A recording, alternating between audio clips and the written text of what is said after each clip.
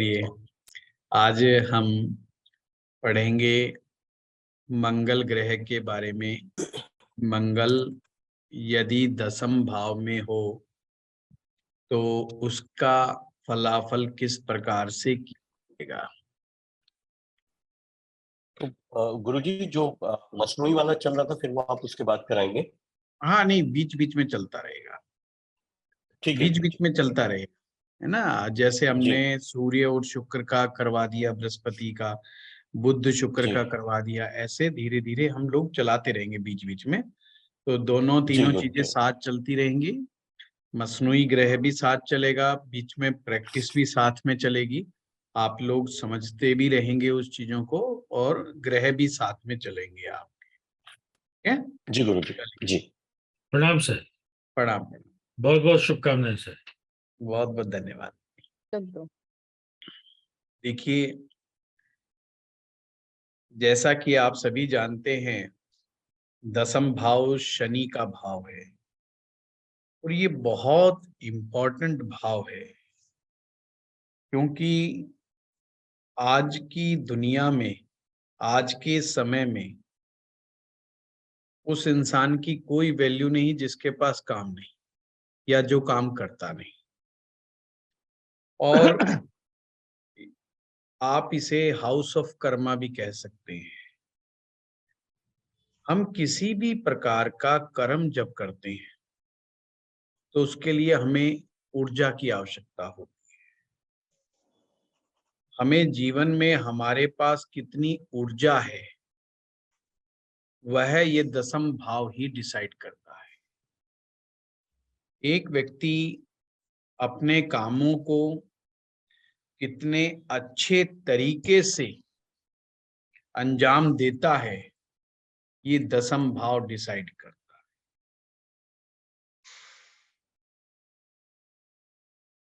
दशम भाव कई बार कंफ्यूज करता है कि हम ये मानते हैं कि मेहनती व्यक्ति कामयाब कई बार नहीं होता। ये हमारे आसपास बहुत उदाहरण हैं कि बहुत हार्डवर्क करने वाले लोग भी कामयाब नहीं हो पाते। तो आप में से बताएंगे कि क्या रीजन है। ज्योतिष में ही उसका उत्तर छिपा हुआ है।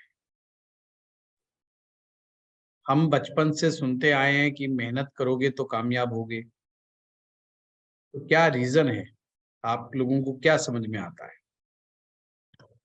गुरुजी बिना बुद्धि के मेहनत तो बेकार है ना, जितना बिना मर्जी। बुद्धि के मेहनत बेकार है। अच्छा, और ज्योतिष के माध्यम से बताना है हमें। सर केतु का कनेक्शन होता है शनि के साथ, तो नौकरी में प्रॉब्लम्स आती हैं। नहीं नहीं, नौकरी नहीं राइट करेगा तो धंधा डायरेक्शन करेगा। में मेहनत। शनि नीच का होता है काम तो किसी भी प्रकार का, काम कोई भी काम नहीं हो रही हो सर, डायरेक्शन देता है 10th हाउस। सन का भी डायरेक्शन नल स्ट्रेंथ यही मिलती है, तो मे बी जब वो गड़बड़ हो तो आप राइट डायरेक्शन में मेहनत नहीं कर रहे होते कभी कभी। मानवी जी ने सबसे बेस्ट किया है, पर मेहनत का जवाब कौन देगा? गुरुजी मेहनती भाग्य आदमी कामयाब नहीं होता, या उसके होने की संभावना हम नहीं कह सकते कि 100% है। क्यों नहीं कह सकते?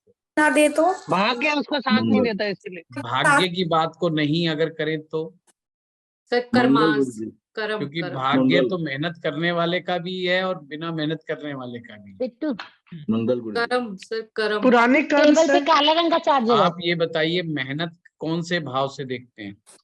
सर तीसरे भाव किनार में। तीसरे भाव से मेहनत देखते हैं। बहुत सही कहा। Thank you. तो दशम भाव क्या है? सर शनि का भाव है 10 और 11, तो और शनि कर्मा का वो है लॉर्ड। 8वां भाव है। देखिए सही आंसर क्या है, ये बड़ा आपको ढंग से समझ में आ जाएगा। तीसरा भाव हमारे को मेहनत करने की बात को करता है। मशक्कत, मेहनत, मशक्कत तीसरे भाव से आ रही है, इसीलिए बॉडी का स्टेमिना भी तीसरे भाव से ही पता चलता है। मेहनत मशक्कत वही करेगा जिसके शरीर में जान होगी। 10वां भाव भी ऊर्जा है, 10वां भाव भी एनर्जी है। जैसा कि मानवी जी ने स्पष्ट रूप से कहा, आपको अपनी ऊर्जा को सही डायरेक्शन में जो व्यक्ति लगा देगा वो ही कामयाब हो जाएगा। इसलिए कामयाबी का भाव भी 10वां भाव ही है। 10वां भाव अच्छा होने का तात्पर्य ही ये होता है कि कोई व्यक्ति सबसे पहले अपनी ऊर्जा को समझने में कामयाब होता है और फिर उस ऊर्जा का सदुपयोग करता है, उसे सही दिशा में लगाता है और जीवन में कामयाब हो जाता है। 10वें भाव किसी भी रूप में 10वां भाव डिस्टर्ब हो जाए तो सबसे बड़ी बात कि आदमी अपनी ऊर्जा को नहीं पहचान पाता, यानी उसे समझ में नहीं पाता कि मेरी रियल स्ट्रेंथ कौन से काम करने में है, मैं कौन से काम को सही दिशा में सही तरीके से कर सकता हूँ। इस बात का कंफ्यूजन उसमें हमेशा बना रहता है। यही कारण है कि कुछ लोग 50 साल की उम्र तक भी सही डिसीजंस नहीं ले पाते अपने काम के बारे में कि मुझे काम कौन सा करना चाहिए, कौन सा काम मेरे लिए बेस्ट काम होगा। अक्सर युवा लोग ये बात सबसे ज्यादा आप लोगों से पूछेंगे कि पंडित जी बताइए कि मेरे लिए बेस्ट काम कौन सा रहेगा। आज की क्लास उस मामले में आपको बहुत हेल्प करने वाली है। अगर 10म भाव को सही दिशा पकड़ाने वाला ग्रह वहां बैठा हुआ है तो वो आदमी को कामयाब बना देगा। अगर 10वें भाव को डिस्टर्ब करने वाला कोई भी ग्रह, चाहे वो दृष्टि के द्वारा हो या टक्कर के द्वारा हो या अपनी स्थिति के कारण 10वें भाव को किसी भी रूप में डिस्टरबेंस मिल रही होगी तो वह अपनी दिशा को तय नहीं कर पाएगा और इधर उधर भटकता रहेगा। जैसे कभी हम नौकरी में कुछ लोग जाते हैं, फिर वो बिजनेस में घुस जाते हैं, बिजनेस से फिर नौकरी में घुस जाते हैं, या कभी ये धंधा करा कभी वो धंधा करा। इसका मतलब ये है कि उनके 10म भाव की ऊर्जा डिस्टर्ब है, उनकी ऊर्जा को सही डायरेक्शन नहीं मिल रही है, इसीलिए वो अपना कर्म भी सही दिशा में नहीं कर पा रहा है। यही कारण है वो व्यक्ति कामयाब नहीं हो पा रहा है।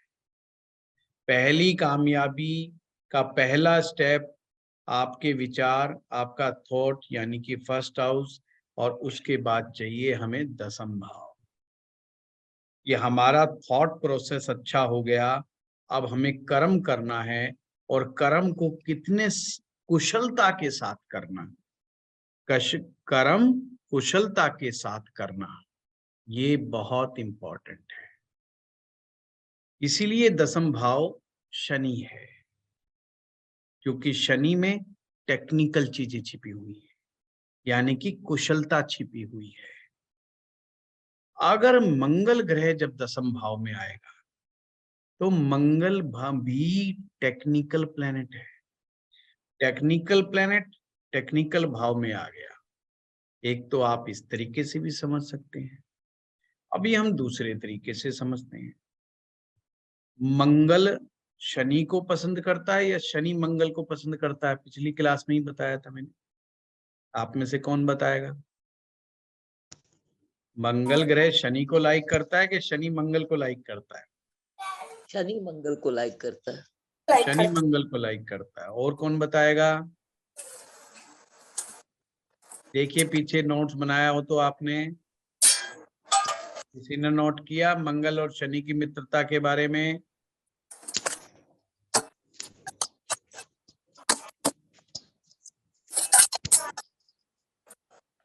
किसी ने नोट नहीं किया? बताइए, देखिए फटाफट देखिए। सर मंगल शनि से शत्रुता करता है पर शनि मंगल से शत्रुता नहीं रखता। इसका मतलब एक आदमी खुश है 10वें में जाकर के और एक आदमी ना खुश है, इसका मतलब तो ये हुआ एक आदमी तो खुश है और दूसरा ना खुश है। चीज समझ में आ गई? हमेशा ध्यान रखना, दसम भाव का मंगल अगर हम वैदिक ज्योतिष में पढ़ेंगे तो इसके बारे में बहुत अच्छी अच्छी बातें लिखी गई। पर कुछ कुंडलियां ऐसी आपको मिल जाएंगी अपने आसपास जिनका मंगल दसम भाव में है, उसके बावजूद भी उनको कामयाबी नहीं मिली है। तो यहाँ पर लाल किताब सीखने वालों के लिए सबसे अच्छा मैसेज ये है कि दसम भाव में मंगल जब अच्छा रिजल्ट देगा जब शनि अच्छा हो। अगर शनि बुरा रिजल्ट दे रहा है कुंडली में, बुरे रिजल्ट का मतलब है कि शनि अगर अच्छी जगह पे प्लेस्ड नहीं है तो दसम भाव में बैठा हुआ मंगल अच्छे परिणाम नहीं देगा। इस बात को आप वैदिक ज्योतिष में भी लगाएंगे तो भी सटीक सूत्र है, ऐसी बात नहीं, पर यहाँ पर हमें ये याद रखना है, जैसे किसी व्यक्ति की जन्म पत्रिका में शनि लगन पर बैठा हो तो आप जैसा मानते हैं कि लगन पर बैठा हुआ शनि लाल किताब के अनुसार नीच राशि में माना जाए, तो यानी शनि के अच्छे परिणाम नहीं आएंगे इस कुंडली में।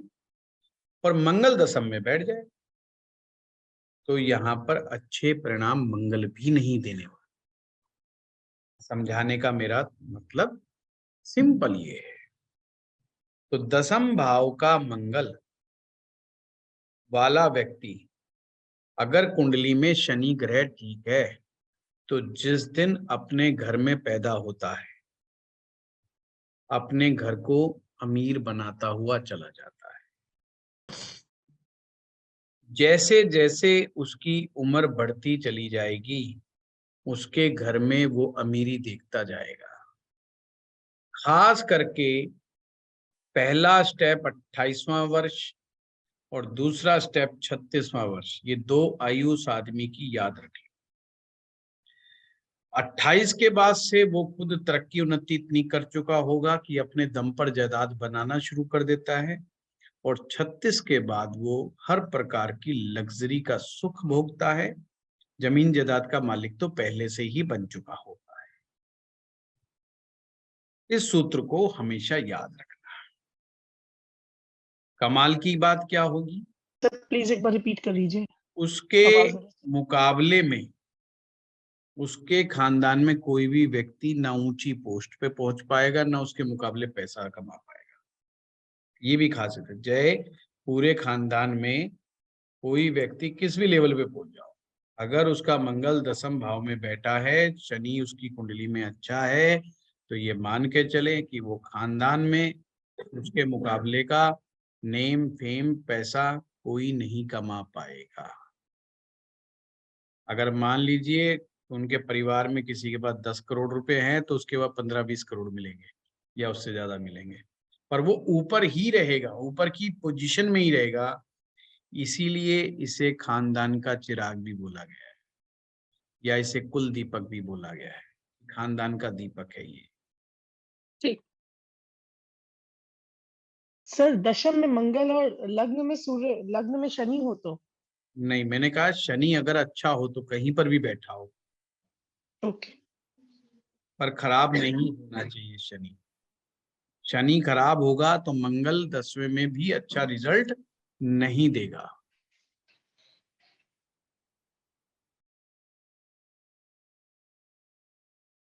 ऐसा व्यक्ति उच्च पद के ऊपर पहुंच जाता है और जिस क्षेत्र में भी चला जाए उस क्षेत्र में ही कामयाब हो जाता है। तो नेट सेल में सूत्र क्या निकला कि मंगल यदि दसम भाव में है तो शनि अगर अच्छा है तो यहाँ पर मंगल बहुत अच्छे परिणाम देगा।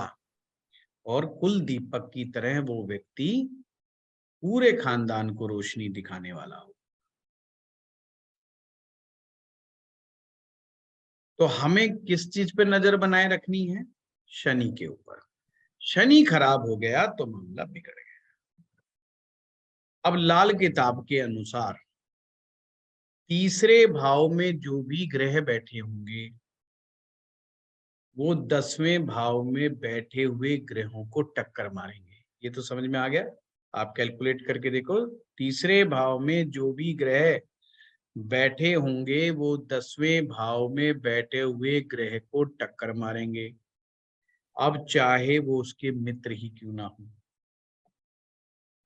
अब जब टक्कर लगेगी तो टक्कर किसे लगेगी? मंगल को टक्कर लगेगी। अब चाहे उसका मित्र ही क्यों ना बैठा हो, अब उसको गुस्सा आएगा कि भाई पीछे से टक्कर मार दी तुमने। तो मंगल का भी नुकसान होगा, पर यहां बैठा हुआ मंगल बलवान माना जाता है, लाल किताब के अनुसार उच्च का माना जाता है। अब ये उसी प्रकार से हो जाता है जैसे एक बाइक वाला किसी ट्रक वाले को टक्कर मार दे। अब सबसे ज्यादा नुकसान किसका? सिंपल है, जो छोटी गाड़ी होगी उसका नुकसान होगा। ऐसे में मंगल उस ग्रह की कारक चीजों का नुकसान करे बगैर नहीं माने। यानी मंगल को जो टक्कर लगेगी उसका तो इम्पैक्ट उसके ऊपर थोड़ा कम होगा, पर मंगल जब उसकी कारक चीजों के ऊपर अटैक करेगा तो वो उस ग्रह की कारक चीजों का नुकसान ज्यादा होगा। ये स्पेशल केस है, ध्यान रखना, क्योंकि मंगल यहाँ पर उच्च का हो जाता है, ताकतवर हो जाता है। ये समझ में आ गया आपको? बहुत सिंपल था मंगल दशम में।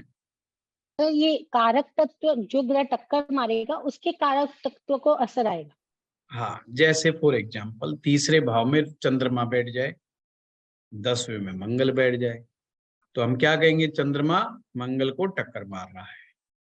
होना तो ये चाहिए था कि मंगल का नुकसान हो जाता बहुत ज्यादा, परंतु यहाँ पर मंगल जो है चंद्रमा की कारक चीजों का नुकसान करेगा। चंद्रमा की कारक चीजें क्या होंगी? चंद्रमा हमारी माँ है, यानी माँ की हेल्थ को खराब करेगा। अब आप और भी ज्यादा क्वेश्चन पूछ सकते हो कि माँ की हेल्थ में भी क्या चीज खराब करेगा? तो हेल्थ को खराब करने की जिम्मेवारी तो मंगल के पास है। तो मंगल क्या करेगा?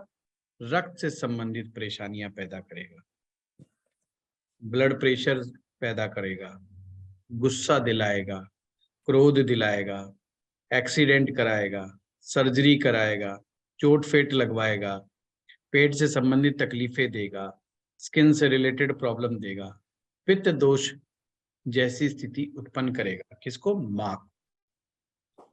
हमारी कुंडली में टक्कर खा रही पड़ रही है और माँ बेचारी फंस रही है। ये सर है अगर कारण। चंद्रमा सर, अगर मन है, उसके मन में भी क्रोध बहुत उपजेगा। चंद्रमा हमारी मन की शांति है, हमारा मन अशांत रहेगा। ये इस तरह से किया जाता है। हाँ रितु जी, अब बताइए। सर अगर उसका कोई मित्र ग्रह है थर्ड में, जैसे राहु है। कोई मित्र हो या शत्रु हो रितु जी, कोई मित्र हो या शत्रु हो, वो टक्कर मारेगा, और टक्कर मारेगा तो मंगल भी उसकी कारक चीजों पर अटैक करेगा। तो जैसे राहु के कारक हो गए ससुराल, राहु का कारक हो गया ससुराल, राहु का कारक हो गया ससुराल। राहु के की कारक चीजों को मंगल भी टक्कर मारेगा। टक्कर मारने का मतलब उसको नुकसान पहुंचाएगा। अब इसका मतलब राहु क्या करता है? अगर हम अपने ऊपर देखें, हमारे दिमाग का बैलेंस जब तक बना रहता है जब तक राहु ठीक है। इस सूत्र को नोट कर लें। दिमाग का अनबैलेंस होना, जैसे कोई आदमी कहे मुझे भूत दिखाई देता है, तो लोग हैं बावला है, क्या उल्टी सीधी बातें कर रहा है, ये कोई मतलब थोड़ी है कोई भूत दिखाई देता है। डॉक्टर के पास जाओ, जी मुझे भूत दिखाई देता है, डॉक्टर कहेगा छोड़ यार तू चक्रों में मत पड़, तेरा वहम है, तेरा फलाना है, तेरा ढिमकाना है। और अगर आप डॉक्टर से पूछोगे कि साहब इस पेशेंट को क्या हो, बोला कुछ नहीं, जाएगा दिमाग खराब है, ऐसे ही कुछ नहीं बोलता। इसका मतलब राहु जब तक ठीक रहता है, हमें हम और दुनिया वाले हमें सही बैलेंस ऑफ ब्रेन समझते हैं, पर जैसे ही राहु गड़बड़ होगा लोग उसकी पर्सनैलिटी में एरर समझना शुरू कर देते हैं। लोग कहते हैं कुछ ना कुछ तो गड़बड़ है इसकी पर्सनैलिटी में, ताकि जिसकी वजह से जल्दी गुस्सा खा जाता है, ये जल्दी इम्पेशंस में आ जाता है, लड़ाई झगड़ा कर लेता है, ऊट पटांग भाषा का इस्तेमाल कर लेता है। तो ये सभी राहु के अंडर में आ जाती है। सर वो सुषमा जी एंटर नहीं कर पा रही। मेरे पास तो अभी आई नहीं होती तो मैं जरूर कर देता एंटर। उन्हें कहिए दोबारा ट्राई करें। अब हम एक एग्जाम्पल लेते हैं, जो कल मेरे पास एक कुंडली आई, इसमें आप लोगों की परीक्षा है और लाल किताब के हिसाब से बताएंगे। एक कुंडली बनाइए, तुला लगन की कुंडली है। मैं कोशिश करता हूं मैं स्क्रीन पे बनाऊं। हाँ मैंने बोला उनको एंटर करने के लिए। कोई बात नहीं, अभी आई नहीं हो। ये कुंडली बनाइए।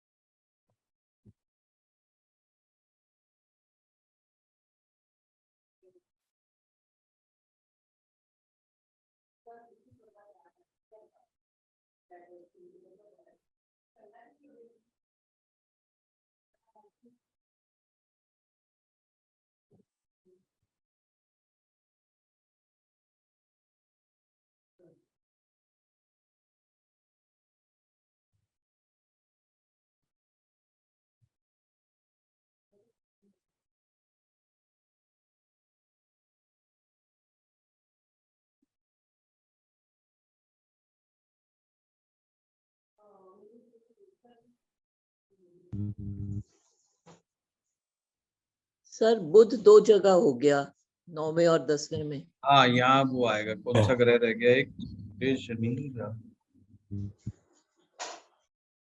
सर राहु और केतु भी आपके राहु भी राहु भी 2 जगह हो गया सर, 9 में और 3 में। नहीं, सर चंद्रमा नहीं आया। चंद्रमा नहीं आया, आप ठीक कह रहे हैं। चंद्रमा है 9वें भाव में, नोट कर लो आप। गड़बड़ी कैसे जाएगा भाई ये? पेन पर क्लिक करें ना, इस पे पेन पर।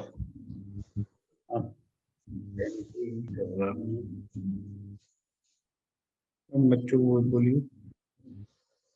चलो आप नोट कर लीजिए, चंद्रमा 9th हाउस में है और शनि जो है वो भी 9th हाउस में है। ये कुंडली बना लीजिए और मुझे सर मतलब सूर्य केतु चंद्रमा सब हाँ जी। 9th हाउस में। सब 9th हाउस में, चंद्रमा के साथ शनि भी। सर 8 हुए प्लैनेट्स। सर शुक्र शुक्र कहाँ है? राहु शुक्र third 10वीं में। राहु बार में रखे ना आप। 10वें भाव में है शुक्र। हाँ, राहु कहाँ आ गया? राहु तीसरे में है। थर्ड में। राहु तीसरे में। आपने ये कुंडली बना ली। 4 ग्रह 9वें भाव में बैठे हैं, सूर्य, शनि, चंद्र और केतु। 10वें भाव में बुध और शुक्र बैठे हुए हैं, गुरु 4th हाउस में है, राहु तीसरे भाव में है और मंगल 6ठे भाव में बैठे। बताना शुरू करें इस कुंडली के बारे में। सबसे पहले हम लोग गुरु ग्रह से शुरुआत करते हैं। गुरु वैसे तो अच्छा है गुरुजी, केंद्र स्थान में है, चौथे घर में है, लेकिन टक्कर खा गया। किससे टक्कर खा रहा है? 9वें घर से गुरुजी। 9वें घर से टक्कर खा रहा है। गुरु यहाँ पर उच्च का है कि नीच का है? सबसे पहले उस पे नीच का आइए। है, नीच का है गुरु। सर उच्च का है, का है, उच्च का है उच्च का है लाल गुरुजी। विशाल जी, लाल किताब में चौथे भाव में ओ, गुरु अच्छा, को अच्छा, उच्च का हाँ। मानते हैं। ठीक है, कोई बात नहीं। तो आप लोगों ने बहुत अच्छा बताया कि गुरु चौथे भाव में उच्च का है। अब कंफ्यूजन कैसे पैदा होता है ज्योतिष में? ऐसे ही पैदा होता है। तो कई बार लगेगा यार ये तो मकर राशि में बैठा है, तो वैदिक ज्योतिष तो उसको नीच राशि में बता रहा है, तो नीच का ही है। परंतु लाल किताब कह रही है कि चौथे भाव में बैठा है, ये उच्च का है। तो इस जातक को गुरु के अच्छे परिणाम मिलेंगे कि बुरे परिणाम मिलेंगे? अच्छे मिलेंगे, क्योंकि गुरु के जो ग्रह हैं तो 5, 9, 11, 12 उसमें राहु बुध शुक्र नहीं है। राहु बुध शुक्र नहीं है। बहुत बढ़िया, सही फार्मूला आपने लगाया। तो किस निष्कर्ष पे पहुंचे कि गुरु तो ठीक? इसको घर संबंधित तो नहीं मिलेगी प्रॉपर्टी, घर इसका अच्छा बड़ा होगा। अच्छा, और कोई बताएगा? किसी ने और कोई निष्कर्ष निकाला हो? पर सर अगर गुरु 4th हाउस में है और बुध शुक्र 10th में है, तो ऐसा भी लाल किताब कहती है कि नहीं होना चाहिए। क्या? नहीं नहीं, वो अलग कॉन्टेक्स्ट में बात कही गई है, ऐसा कुछ नहीं है। आप सिर्फ फार्मूले पे टिके रहो, ऑब्जर्वेशन पे नहीं। फार्मूले पे टिके रहोगे तो कभी दिक्कत नहीं आएगी। सर सूर्य और चंद्र मिलके एक वो भी बनाते, बृहस्पति भी बनाते। सूर्य चंद्र मिलकर के बृहस्पति बना रहे हैं, कैसे? सूर्य मछली चंद्र ग्रह में। मिलकर के बृहस्पति कैसे बन जाएंगे? सूर्य और शुक्र मिलके बनाते हैं। अच्छा, ओ सर टक्कर लग तो रही सर, है गुरुजी बृहस्पति को टक्कर 4 ग्रह की। 4 ग्रह टक्कर मार रहे हैं। जी। इतना सटीक है कि मैंने कल इनकी नवमांश कुंडली देखी तो इनका गुरु छठे भाव में बैठा हुआ था। नवमांशा में गुरु छठे भाव में बैठा हुआ था। इसलिए मैं कहता हूं आप वैदिक देखो चाहे लाल किताब देखो, रिजल्ट तो सेम आएगा, ऐसा नहीं होगा कंफ्यूज करेगा। अगर मैं नवमांशा मुझे ढंग से याद नहीं, बस गुरु का मुझे याद है कि गुरु छठे भाव में बैठा हुआ है। और इनके जीवन में सबसे बड़ी प्रॉब्लम ही गुरु ग्रह की है। इसलिए मैंने जानबूझ के आपको ये कुंडली दिखाई है कि टक्कर का कंसेप्ट कितना स्ट्रांगली वर्क करता है यहाँ पर। अब गुरु क्या क्या चीज होती है? गुरु होती है अपनी संतान, संतान में भी पुत्र संतान। अब वो टक्कर खा रहा है, कितने ग्रहों से टक्कर खा रहा है? अब एक ग्रह होता तो कोई बात नहीं, 4 ग्रह टक्कर मार रहे हैं। उसको सूर्य भी टक्कर मार रहा है, चंद्रमा भी मार रहा है, केतु भी मार रहा है, शनि भी मार रहा है, 4 ग्रह टक्कर मार रहे हैं। तो गुरु जो है बड़ा नेगेटिव इम्पैक्ट में आ गया। और बताइए इस कुंडली के बारे में, और क्या बताएंगे आप? आगे चलें। मंगल बद है सर गुरुजी। मंगल बद है। ऐसे मंगल बद कैसे हुआ सर, विशाल जी? गुरु और शनि ये शनि और सूर्य एक संग बैठा हुआ है। शनि और सूर्य एक साथ बैठा हुआ है, बहुत बढ़िया।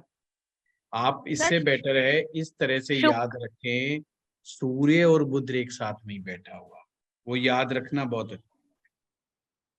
बस ये याद रखें, सूर्य और बुध जिस कुंडली में एक साथ आ जाते हैं, मंगल बद वहीं पर खत्म हो जाता है। और सूर्य बुध एक साथ ना हो करके अलग अलग हो गए तो मंगल बद हो जाएगा। अब मंगल बद के जितने और सिम्टम लिखवाए हैं और मैंने योग लिखवाए हैं, उनको मिलाते चले जाओ। अगर वो बढ़ते चले जाएंगे, मंगल बद की स्थिति बढ़ती चली जाएगी।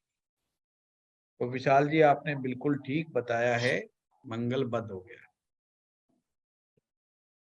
तो मंगल बद होगा छठे भाव में। जब मंगल बद होगा, मैं मंगल का करवा चुका हूं आप लोगों को, क्या रिजल्ट आने चाहिए? गुस्सा, अग्रेशन, बहुत बढ़िया।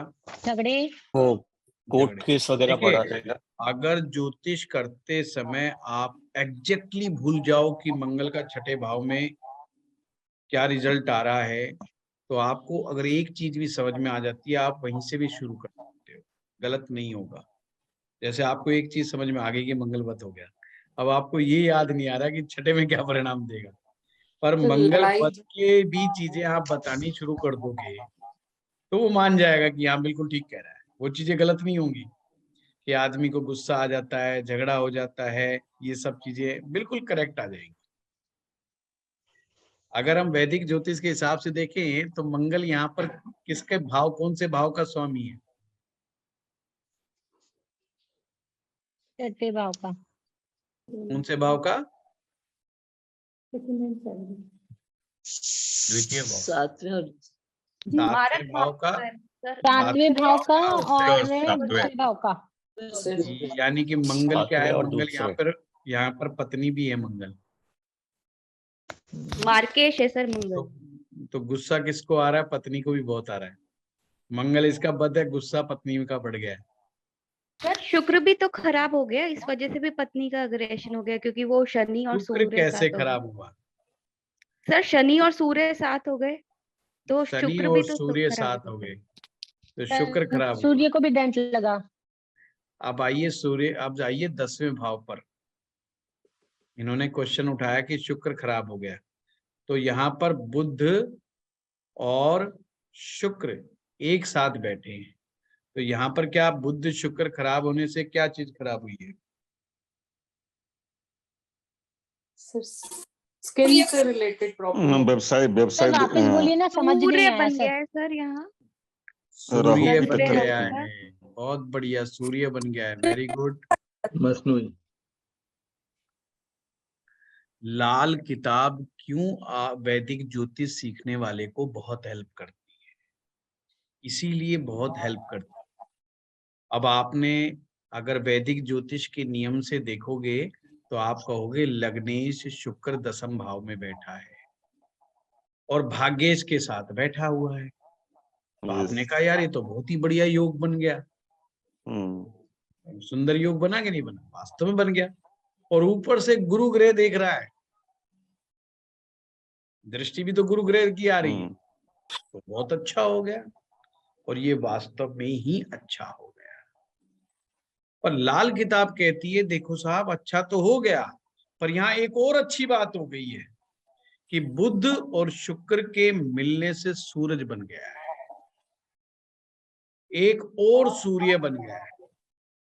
अब जो 9वें भाव में जो सूर्य के राहु केतु के कारण फंस गया था बुरी तरीके से, एक राहु केतु की वजह से सूर्य फंस गया, देख रहे हो सूर्य ग्रहण बना हुआ है कुंडली के अंदर।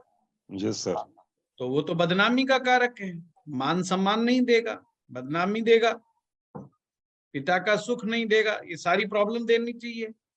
पर बुध शुक्र के यहाँ पर सूर्य के बन जाने से, बेशक बनावटी सूर्य बन गया, और सूर्य और मंगल 10वें भाव में दिग्बली हो जाते हैं। तो यहाँ पर जो दिग्बली जो सूर्य होगा वो कितने अच्छे रिजल्ट दिखाता है, वैदिक ज्योतिष यही कहता है। तो यहाँ पर भी उसने वही चीज दिखाई है। क्या कहेंगे हम यहाँ पर? एक तो जो सूर्य का दोष 9वें भाव में लगा था वो खत्म होगा, 10वें भाव में जो सूर्य है वो नेम फेम देता है, उच्च पद देता है। तो ये शख्स नौकरी के दौरान बहुत ऊंचे ऊंचे पदों पर इन्होंने कार्य किया। तो राहु की टक्कर का कोई नुकसान नहीं हुआ? है, अभी आएंगे के ऊपर आएंगे, बिल्कुल आएंगे। सर, अब मतलब ये देखने हो वाली सकता है सर, ये हो सकता है कार्य क्षेत्र में तो बहुत अच्छा इन्होंने किया, लेकिन सोशल लाइफ, जो पर्सनली सोशल लाइफ है, उसमें रहे होंगे कोई इश्यूज जो लोगों, मतलब समाज में जो डिस्क्रेडिट देते हो 9th हाउस के हिसाब नहीं से। हुआ, नहीं ऐसा नहीं होगा, ऐसा नहीं हुआ। वो हम आगे बढ़ेंगे। अब यहाँ पर हमें किस पॉइंट का ध्यान रखना चाहिए था जब 10वें भाव का हम करें? तो हमने कहा था आज का सिद्धांत ये था कि तीसरे भाव में जो भी ग्रह बैठेगा वो दसम भाव में बैठे हुए ग्रह को टक्कर मारेगा। तो टक्कर किसको पड़ी? बुध और शुक्र को टक्कर पड़ गई। जी अब जी ये मंगल तो है नहीं जो उल्टा उसके भी डेंट मार देंगे राहु के, तो राहु को तो डेंट लगा नहीं। अब ये जनाब क्या हो गए, जोश में आ गए और इनको लगा कि यार मुझे तो बिजनेस करना चाहिए, तेरे को तो हर कंपनी है। उठाती है, सीईओ बना देती है, एमडी बना देती है, हम्म। लाखों रुपए तुझे महीने की तनख्वाह देती है और तू बिजनेस में आ जा। और ये जनाब बिजनेस में आ गए और बिजनेस में जैसे ही आए बंटा अभी डाल। ठीक है। अब आप में से कौन बताएगा ऐसा क्यों हुआ? गुरुजी, 9वें घर में ये कोई खा नहीं रहा ना। हाँ, खून सर होने से सेवन अपना बिजनेस नहीं करना चाहिए। 7th हाउस Set है। बिजनेस का कारक होता है, जो कि ठीक नहीं है। मंगल बद हो गया। मंगल मून की बद हो गया। प्लेसमेंट भी डिसाइड करती है गुरुजी कि अपना काम करना चाहिए बिजनेस या नहीं। तो उस हिसाब से भी 9वें घर में जो चंद्रमा है वो एनजीओ और ऐसे कामों के लिए तो ठीक है, बिल्कुल बट अपने बिल्कुल बिजनेस के लिए ठीक नहीं है। अपने बिजनेस के लिए ठीक नहीं है। देखो, ज्योतिष में बहुत गहराई में जाने की भी आवश्यकता नहीं पड़ती है। ज्योतिष के अगर समाधि सूत्रों को ढंग से याद कर लें तो हमारे लिए काम बहुत आसान हो जाता है। जी गुरु जी की टक्कर भी लगी पड़ है, रही है। टक्कर गुरु की लगी दृष्टि है आ रही बुध, टक्कर लगी है बुध को। व्यापार जी। का सबसे बड़ा ग्रह, मैं बार बार करवाता हूँ, व्यापार बुध उस है। व्यक्ति को करना चाहिए जिसका बुध बहुत अच्छा हो। जिसका बुध बहुत अच्छा नहीं है उसे व्यापार में नहीं जाना चाहिए। अब इसके बुध को टक्कर लगी है कहाँ से? राहु से। अब राहु ने बुध को खराब कर दिया, यानी कि व्यापार को खराब कर दिया। और क्या नहीं करना चाहिए? शुक्र को भी टक्कर लग रही है, तो यानी कि बुध से रिलेटेड, शुक्र से रिलेटेड इन्हें काम नहीं करना चाहिए। और ये बुध से रिलेटेड कामों में आ गए, क्योंकि नौकरी में ये बुध से रिलेटेड काम में ही थे। ये बैंकिंग सेक्टर में रहे और बहुत ऊंचे ऊंचे बड़े बड़े नामी ग्रामी बैंकों के अंदर बड़े अधिकारी रहे। तो इनके दिमाग में ये रहा कि भाई मुझे बैंकिंग सेक्टर से रिलेटेड ही काम मुझे व्यापार के रूप में करना चाहिए, जो कि पिछले 5 सालों में ये बिल्कुल फेल रहे। और 5 साल काम करने के बाद कॉन्फिडेंस लूज हो गया कि यार पता नहीं मेरे साथ क्या है कि मैं, अब ये इस निष्कर्ष पर पहुंचे हैं कि मुझे जॉब कर लेनी चाहिए। ये खुद ही मन बना के आए कि मुझे ऐसा नहीं कि मैंने उनको बताया, पहले से इनका मन बना हुआ था कि मुझे इतने साल हो गए, मुझे कामयाबी नहीं मिल रही है, मैं क्या चाहिए। तो इनको समझाया गया कि आपकी बहुत बड़ी मिस्टेक थी कि आप बिजनेस में आ गए। नौकरी में इन्हें किसी ने निकाला नहीं, अपितु अपने मन से ही ये व्यापार करने की मंशा के चलते आ गए। उस समय इनकी गृह स्थिति ठीक नहीं थी और कुदरती बात है कि जब ये मेरे पास आए तो इनकी गृह स्थिति भी, अभी दशा भी अच्छी लगी है। तो मैंने कहा हम तुम्हारा इलाज कर देंगे, चिंता ना करो। सही टाइम पे आ गए हैं। तो हम एक ज्योतिषी के लिए भी फायदेमंद स्थिति बन जाती है जब सामने वाले की दशा थोड़ा ऑटोमेटिक ठीक हो रही होती है, तो उसे ज्योतिषी को भी काफी हेल्प मिल जाती है। ये हमेशा ध्यान रखना। तो ये गुरुजी, ग्रह टक्कर दशा के अच्छी हुई तभी तो आपके पास आया। ये बात भी है। नहीं, पर राहु ये ने सूर्य को भी तो डेंट मारा सर।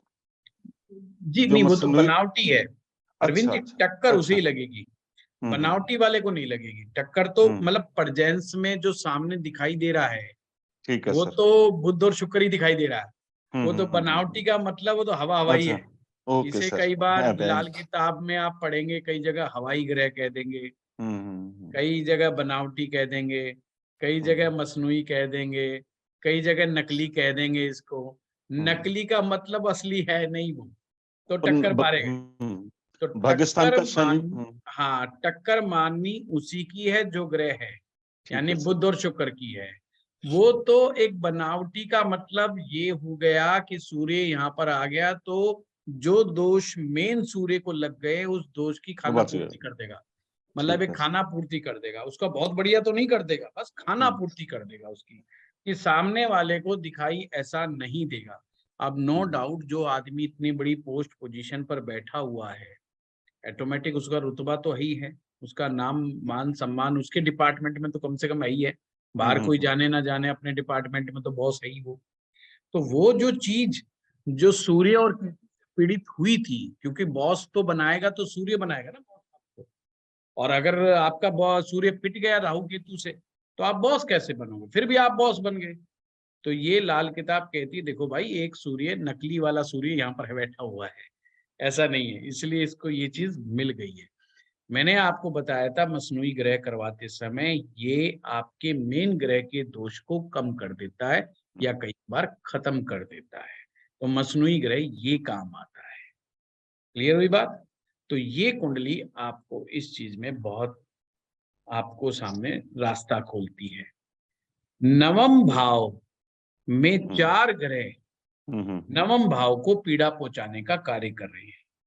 अगर आपके सामने ये जो कुंडली आती है तो आपको क्या करना है, सूर्य और चंद्रमा एक साथ बैठे हैं, अमावस्या दोष बना हुआ है, अमावस्या दोष के इलाज करवाने हैं, ग्रहण का इलाज करना है, शनि चंडाल दोष का इलाज करना है, उसकी भी रेमेडी लिखी जानी चाहिए। पर मुख्य रूप से रेमेडी जो होगी वो बृहस्पति की होगी, क्योंकि सबसे बड़ी जो टक्कर खाई है वो बृहस्पति ने खाई है। और बृहस्पति अगर अच्छा होगा, जो घर की जो बरकत होगी, घर की जो शांति होगी, वो डेवलप हो जाएगी। अब गुरु के को ठीक करने का यहाँ पर क्या उपाय होना चाहिए बताइए आप लोग? गुरु मैं ग्रह करवा चुका इसलिए पूछ रहा हूँ आप लोगों से।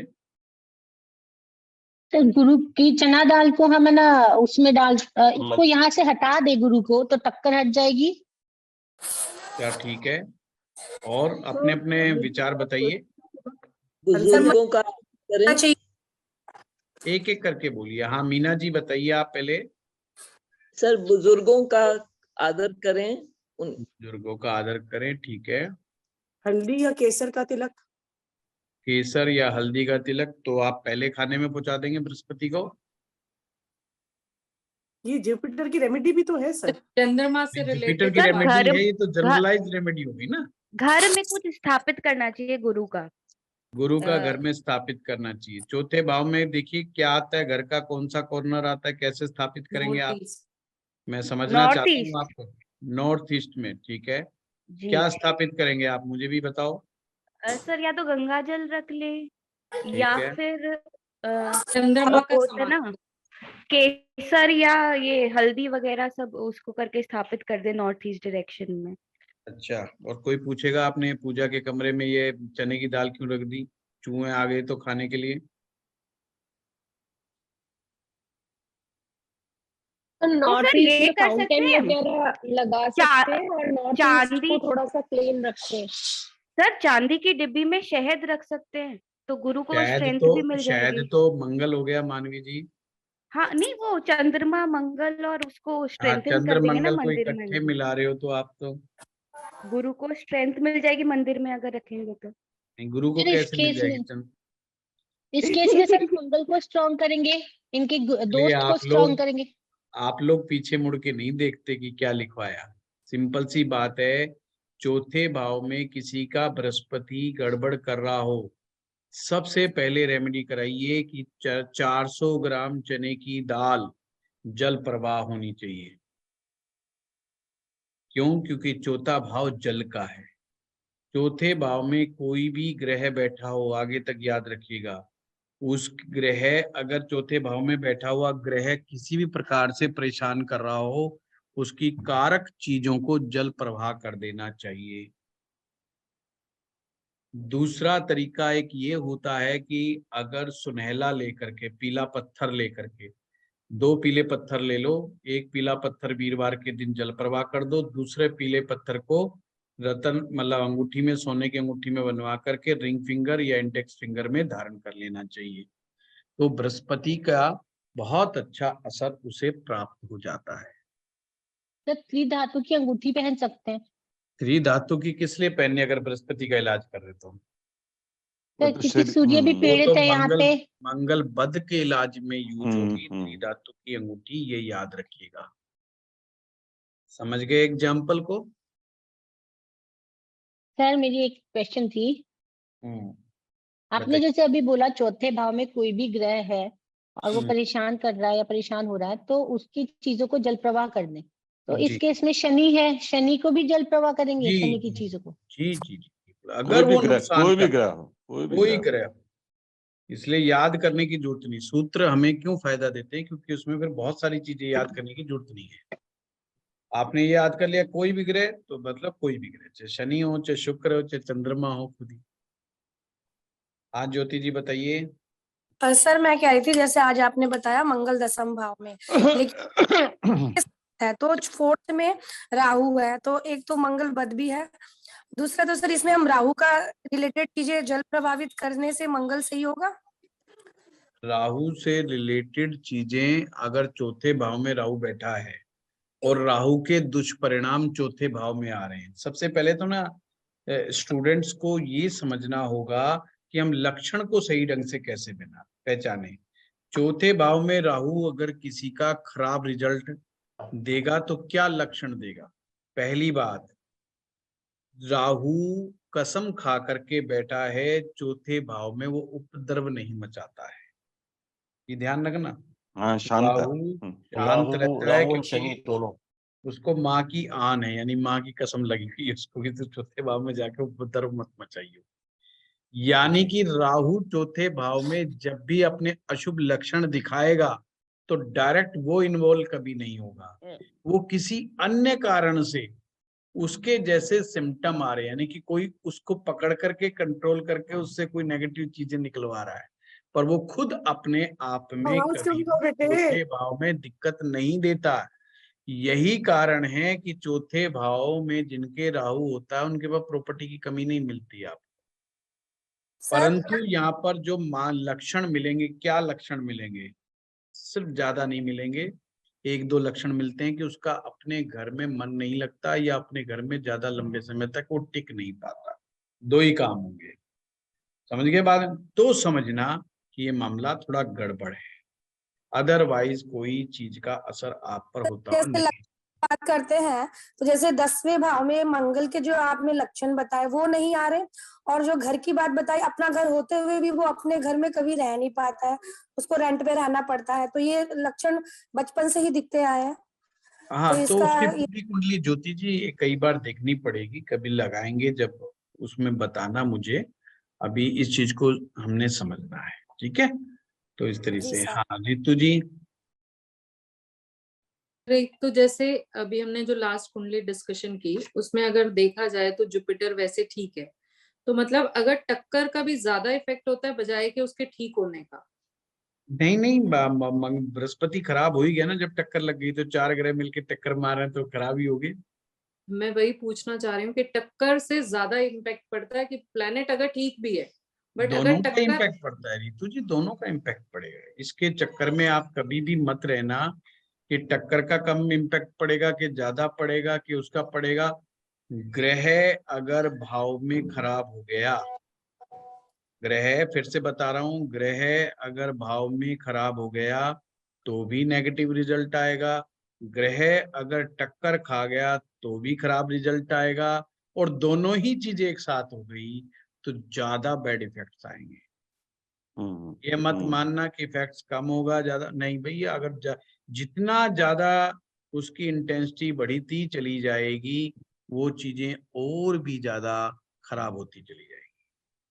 तो वैदिक दृष्टि से फिर गुरु यहाँ तक यानी कि प्रॉब्लम में है। हाँ वैदिक के अनुसार भी है, प्रॉब्लम वैदिक में के है। अनुसार तो वो सीधा सीधा नीच राशि में कही रहा है कि अपनी ये मकर राशि में नीच का है। फिर उसने नवमांशा के अंदर भी जाकर के नीचे का आ गया, छठे आ गया, छठे में आ गया। तो वैदिक में तो उसने बिल्कुल सटीकता से बता दिया। ये आज का एग्जाम्पल मैंने इसलिए बताया कि भाई लाल किताब वाले कंफ्यूज हो सकते हैं कि वो कहेंगे जी चौथे भाव में गुरु बैठा है तो उच्च का हो गया, तो फिर उच्च का होने के बावजूद उच्च के परिणाम क्यों नहीं दिए? और इन्होंने माना कि मेरी शिक्षा में भी बहुत बाधाएं आई, उनमें रुकावटें आई, और फिर उसके बावजूद वो इनकी खासियत ये रही कि जो ये बुध शुक्र का जो कॉम्बिनेशन बना हुआ है, जो वैदिक ज्योतिष भी कहती है कि बहुत ही सुंदर है, एक प्रकार का लक्ष्मी नारायण योग कह के, तो वो उस योग की वजह से वो नौकरी के अंदर इस मुकाम तक पहुंचे। और उनकी गलत दशा आने पर उन्होंने नौकरी छोड़ दी, व्यापार किया, व्यापार में वो फेल हुए। और फेल के पीछे पहली जिम्मेवारी बुध ग्रह की थी, दूसरी ये कि गुरु तो साथ दे ही नहीं रहा। देखिए, गुरु का काम है आपको विस्तार देना, आपको फैलाव देना, आपको आगे बढ़ाना, वो नहीं करा। एक दुकान की दो दुकान, दो दुकान की चार दुकान, ये गुरु के आशीर्वाद के बगैर नहीं होता। इस चीज को ध्यान में रखें। जी गुरुजी, मैं भी सर एक क्वेश्चन और पूछना था मुझे कि जैसे मंगल 10 बोला जाता है लाल किताब में कि ऊपर का किया कराया होता है उसके ऊपर, तो वो कैसे चेक करेंगे? किया कराया कभी भी मंगल 10 से नहीं देखा जाता, ये गलत कॉन्टेस्ट में बताया गया होगा और ये कोई फार्मूला नहीं।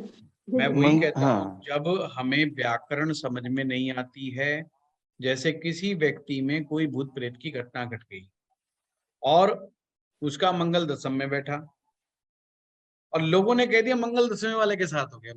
ये सूत्र नहीं है। यश भाग्य स्थान, हाँ यश, ये सूत्र नहीं है। भूत प्रेत की घटना का संबंध ये अष्टम भाव का मामला है, ये दशम भाव का मामला ही नहीं। मंगल बद्ध होकर के चंद्रमा का पीड़ित होना साथ में, हमेशा ध्यान रखना, मंगल बद्ध हो, चंद्रमा कमजोर हो तो ही ऐसा इवेंट जनरेट हो सकता है, अदरवाइज नहीं होता। दशम भाव मंगल वाले तो ये तो बहुत एडवेंचर वाले लोग होते हैं। सबसे ज्यादा आपको मंगल दशम में मिलेगा डॉक्टर्स का, फौज में रहने वाले बड़े उच्च अधिकारियों का, या जिनके रिस्क की जॉब होते हैं, अथॉरिटी वाले जॉब होते हैं, आईपीएस लोगों का होगा। और ये ही एक लॉबी है जो भूत प्रेत के नाम से नहीं डरेंगे, ना ही उनको उस चीज की फीलिंग आएगी। क्योंकि अगर मंगल बद्ध हो जाएगा तो ना व्यक्ति डॉक्टर बनेगा और ना सेना में जाकर के उच्च पद पे जाएगा, जनरल कर्नल नहीं बनेगा। ये बदल लिया है, बाइक पे लगा के जाएगा, ये शान दिखाता मेरी बात। हाँ रचना जी। हाँ जी जी गुरुजी, जी हाँ जी रचना जी गुरुजी, वैदिक के हिसाब से अगर हम इसको 10th हाउस को देखते हैं तो यहाँ पे 10th हाउस का जो मालिक है वो अपने से 12वां चला गया, चंद्रमा। सेकेंडली जो यहाँ बुध हमारा नवमेश है जी, वो 12th हाउस का लॉर्ड भी है, तो इसका मतलब कुछ शुरू होके वो खत्म होगा। अगर वो बिजनेस में कुछ भी अगर यहाँ बैठा है तो वो शुरू होके खत्म होगा ही होगा। और जो नौकरी का लॉर्ड है वो अपने से 11वां गया है, तो दैट मींस नौकरी से ही उनको लाभ है जी। तो इसको हम इस तरह से भी देख सकते हैं। हाँ बिल्कुल रचना जी, ज्योतिष में किसी चीज, एक चीज को कई कई एंगल से देखा जा सकता है। जी ठीक है। हाँ अमर जी, अब बताइए। हाँ गुरुजी, आप मैंने नोट्स थोड़ा रिव्यू किया तो आपने बताया थे कि जो 4th में जब बृहस्पति लाल किताब में होते हैं तो फिर उनको रिमेडीज के हिसाब से मतलब चंद्र को भी साथ में लेना है और चंद्र मदद ली जा सकती है, वो एक तरीका है। गुरु अगर फंस गया तो चंद्र मंगल सूर्य की मदद ली जा सकती है। पर अगर वर्ष फल के अंदर किसी व्यक्ति की कुंडली में 4थे भाव में गुरु आ जाए और वो टक्कर खा जाए और गुरु से रिलेटेड उसको दिक्कतें आ रही हों, तो आपको इंस्टेंट रेमेडी, मतलब 3 रेमेडी बताने की है, क्योंकि 3 ग्रह हो जाएंगे तो उनकी 3 रेमेडी हो जाएंगी। तो बजाय 3 रेमेडी के 1 रेमेडी अगर करानी होगी तो फिर 400 ग्राम पीली चने की दाल कह दो जल प्रभाकर। तो जल के कारण चंद्रमा आ गया, चंद्रमा के साथ जब आ गया और 4th हाउस में है ही जल, तो वो जल अपने साथ बहा के ले जाएगा, यानी उस दोष को, उस ग्रह के दोष को खत्म कर देगा, समाप्त कर देगा। हाँ मंजीत जी। गुरुजी, एक छोटा सा क्लैरिटी कि गुरु जो 4थे घर में है वो अपने आप तो वैसे खराब हो गया टक्कर की वजह से, लेकिन जब दृष्टि की बात करेंगे जी, और उस समय तो दृष्टि के टाइम पे ठीक माना जाएगा। तो देखेंगे कि देखो दृष्टि जो है वो किस पर जा रही है, बुध और शुक्र पर दृष्टि जा रही है। शुक्र पे जी। देखिए, जब आदमी नौकरी करता है तो उसको फैलाव से कोई मतलब नहीं है, उसको अपनी नौकरी से मतलब है, उसका काम करने का मतलब ये है कि उसको अपनी तनख्वाह से मतलब है, वो काम करता है और आगे बढ़ा के ले जाता है। अगर कंपनी आगे बढ़ती है तो बढ़ किसकी रही है? मालिक की कंपनी बढ़ रही है आगे, उसकी तो नहीं बढ़ रही है। तो विस्तार किसका हो रहा है? कंपनी का विस्तार हो रहा है। गुरु तो स्वयं का विस्तार है, गुरु तो स्वयं का विस्तार है। इसलिए जब व्यापार की बात आएगी तो उसके गुरु की बात होगी। उसका गुरु पीड़ित है तो उसको बेचारे को विस्तार नहीं मिल रहा, व्यापार में आ गया, व्यापार में काम नहीं बढ़ रहा उसका आगे, तो इसीलिए वो कामयाब नहीं हो पा रहा। अगर व्यापार आगे बढ़ जाता तो प्रॉब्लम ही खत्म हो जाती। जी, पर गुरु का खराब होना या किसी प्लैनेट का खराब होना उसकी दृष्टि की क्वालिटी पे भी असर डालेगा गुरुजी? दृष्टि पर भी असर डालता है मंजी जी। उसका दृष्टि का मतलब क्या है कि उसको दूसरे की हेल्प करनी है, और वो बेचारा खुद फंसा पड़ा है तो वो दूसरे की हेल्प क्या करेगा? इसको सामान्य भाषा में समझो। एक मजबूत ग्रह दूसरे ग्रह कमजोर ग्रह को ज्यादा अच्छे से पावर दे सकता है, पर एक कमजोर ग्रह दूसरे कमजोर ग्रह को ज्यादा अच्छे से पावर नहीं दे पाएगा। करेक्ट। इसलिए जो आपको वैदिक ज्योतिष में मरणासन ग्रह का कंसेप्ट होता है वो वही काम करता है कि अगर उस भाव का कारक ग्रह मजबूत होगा तो वो मरणासन ग्रह को भी मरण स्थिति से बाहर निकाल लाता है। ओके, सिंपल सी बात है। 12वें भाव में सूर्य मरणासन हो गया और ऐसे में उस कुंडली में शनि स्ट्रांग हो जाए, तो शनि स्ट्रांग है तो अपने भाव से यानी कि सूर्य की मरण स्थिति से वो उसको बाहर निकाल ले देगा। सिंपल कंसेप्ट है। राइट गुरुजी, राइट। अगर मंगल 7वें में मरणासन हो गया तो शुक्र उसको मरणासन स्थिति से बाहर निकाल देगा, पर शुक्र मजबूत होगा तो ही तो बाहर निकालेगा। अब एक समझो बात, शुक्र क्या है? शादी का कारक ग्रह है, जीवन साथी का ग्रह है। मंगल वहां पर मरणासन हो गया, मंगल को मरणासन से बाहर निकालने का मतलब क्या हो? सिंपल सी मतलब है कि अगर उसका कारक ग्रह स्ट्रांग है तो उसकी मैरिज जिंदा है, तो उसने मरणासन के पूरे रिजल्ट नहीं आने दिए। राइट राइट गुरुजी, राइट।